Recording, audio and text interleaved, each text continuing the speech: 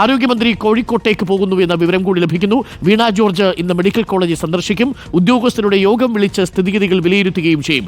റഹീസ് റഷീദുണ്ട് കൂടുതൽ വിവരങ്ങളുമായി. റഹീസ് റഷീദ്, കാര്യങ്ങൾ കുറച്ച് സീരിയസ് ആണ് എന്ന് തോന്നുന്നു. അതുകൊണ്ടാണ് ഇപ്പോൾ ആരോഗ്യവകുപ്പ് മന്ത്രി തന്നെ കോഴിക്കോട്ടേക്ക് വരുന്നതല്ലേ? Good morning Rahees Rasheed.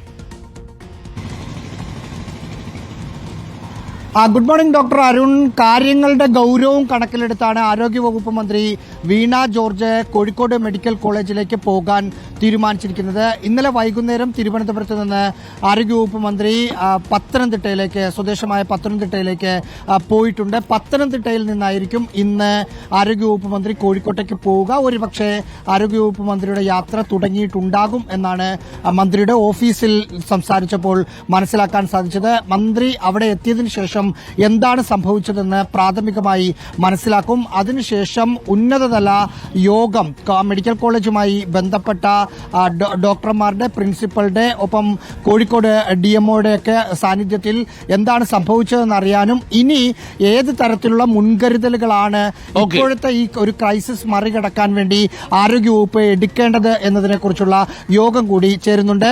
DMAയുടെ report തേടിയിട്ടുമുണ്ട് ആരോഗ്യമന്ത്രി. റഹീസ്, നമുക്കതിന്റെ കൂടുതൽ വിവരങ്ങൾ കോഴിക്കോട്ട് നിന്നും തേടാവുന്നതാണ്. റഹീസും തുടരുക. തിരുവനന്തപുരത്തെ മറ്റു ചില വാർത്തകൾ കൂടി റഹീസിൽ നിന്ന് അറിയാനുണ്ട്.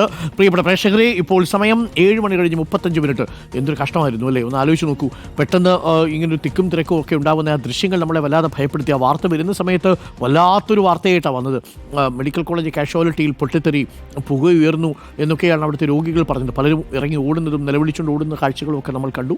പക്ഷേ വളരെ പെട്ടെന്ന് തന്നെ അവിടുത്തെ ജീവനക്കാർ കാര്യക്ഷമമായി തന്നെ പ്രവർത്തിച്ചു. ഫയർഫോഴ്സ് സംവിധാനം എത്തി, ജാഗരൂകമായി സംവിധാനം. അതുകൊണ്ടാണ് വലിയ കാഷ്വാലിറ്റി ഒന്നും ഉണ്ടാവാതിരുന്നത്. പക്ഷേ അപ്പോഴും 4 പേരുടെ മരണം പുക ശ്വസിച്ചാണോ എന്നൊരു സംശയം ഇപ്പോഴുണ്ട്. അത് എന്തായാലും ഓട്ടോപ്സിയിലൂടെ, പോസ്റ്റ്മോർട്ടത്തിലൂടെ മാത്രമേ അതിൻ്റെ സത്യാവസ്ഥ പുറത്തു വരൂ. നമുക്ക് കാത്തിരിക്കാം.